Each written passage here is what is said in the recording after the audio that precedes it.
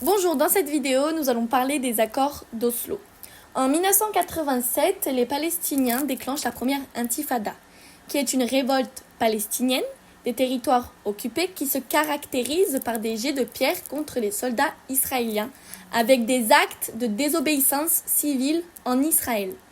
Pendant cette guerre de pierre est fondé le Hamas, organisation palestinienne islamiste née en 1987 et recourant à la lutte armée, qui souhaite la disparition de l'Israël, tandis que l'année suivante, l'OPL, Organisation de libération de la Palestine créée en 1964, reconnaît l'existence de l'État hébreu.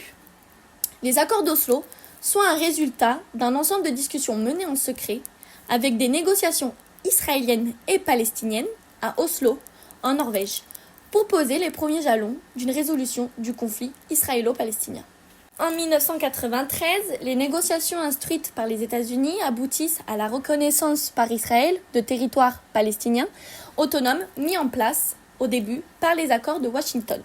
Ce déroulement de paix se poursuit ensuite avec les accords d'Oslo qui prévoient une mise en place progressive d'un État palestinien. Cet accord est représenté avec cette poignée de main historique du 13 septembre 1993 entre Yasser Arafat et Yitzhak Rabin, encouragé par Bill Clinton, sur la pelouse de la Maison-Blanche. Pour renforcer la symbolique, la table où furent signés les accords d'Oslo est la même où furent signés les accords de Camp David 15 ans plus tôt. Les accords d'Oslo seront complétés par la suite le 4 mai 1994 par l'accord de Jéricho-Gaza, dit accord du Caire, qui investit la nouvelle autorité nationale palestinienne de pouvoirs limités. Puis le 28 septembre 1995 par l'accord intérimaire sur la Cisjordanie et la bande de Gaza, ou accord de Taba, qui implique un découpage négocié des territoires palestiniens en 3 zones, où les contrôles israéliens et palestiniens s'appliquent de façon différente.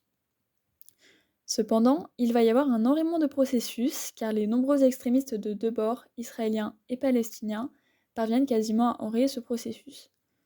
Le Hamas multiplie les attentats pour gêner l'OLP, et le Premier ministre Yitzhak Rabin est assassiné par un extrémiste juif le 4 novembre 1995. Suite à ça, une nouvelle intifada éclate en 2000 qui affaiblit encore plus le progrès de la paix presque moribond.